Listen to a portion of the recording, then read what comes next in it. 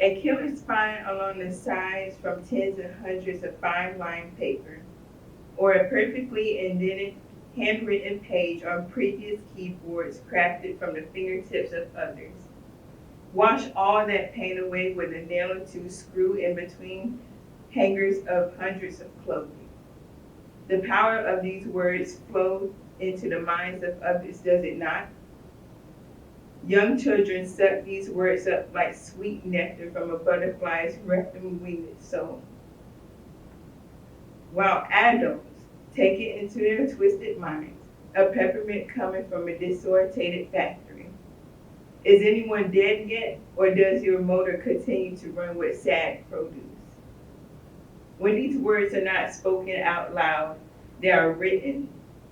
The feel and the understanding of letters squished together to spell out something accompanied by a picture, maybe.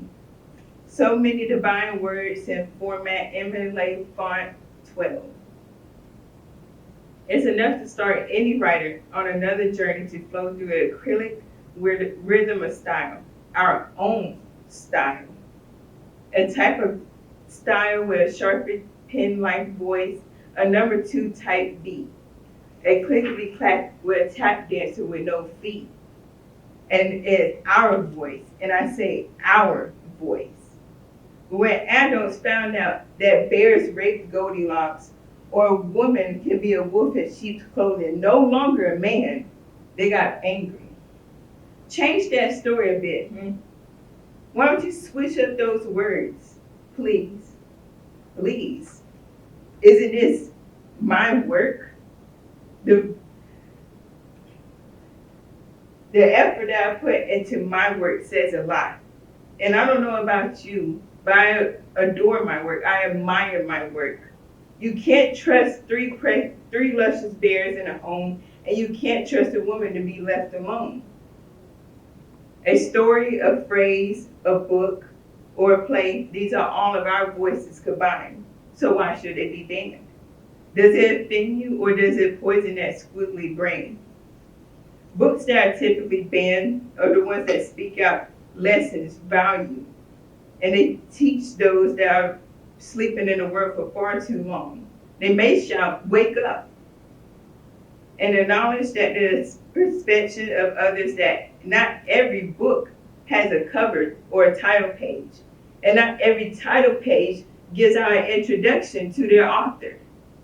These books include the Bible, The Hate You Give by Angie Thompson, Drama by Raina Telgemeier, and 1975. It shines a different light onto the world. Everything is not peachy and cream. We as humans experience racism, depression, suicide, religion, sexual orientation. Notice how these honorable mention only mentions the ones that are for children 18 and under. According to NBC News, more than 1,600 books are banned a year in over 5,000 schools and districts. This article also states that some titles were banned multiple times in other districts, meaning that in certain areas of the state you cannot go to purchase that book or to read that book. And the target of these books are librarians. You can't even be a librarian in a library giving out something such as innocent as a book to children without other people getting offended of it. I thought it was just a book. It's supposed to help you learn and grow. But yet, something that's outside of this childlike view is offensive to you. Something that's so realistic is offensive. You get to witness the smile on children's faces or the hint of joy from an adult purchasing or renting out a book that they are excited to read, that they might have found online and that others was hyping it up and that this is a great book. But when you go to your bookstore, you can't find it. But over time, those things have to change for worse. Protesters that claim to protest start to take it way too far. Now they're starting to threaten librarians, calling them perverts or pigs, and going online and stalking them, harassing them, threatening them every single day. no longer making them no longer feel safe, and that can also make the librarian feel unwelcome, as she's at risk of her own life now from making other people smile. Other people might take it even far worse by exposing their name, their full initial name, from first, middle to last onto the dark net, and also provincially having them killed or murdered. And to cancel this could be very dangerous to extreme measures. Like I said, their first and last name, but it's also target as when children see that and see that their library teacher is at risk. Doesn't that make it worse? Instead of helping them ban a certain book, it makes it worse that you, the parent, are risk making a child think that it's okay to send threats to protesters with picket signs and throwing fires, going to their houses.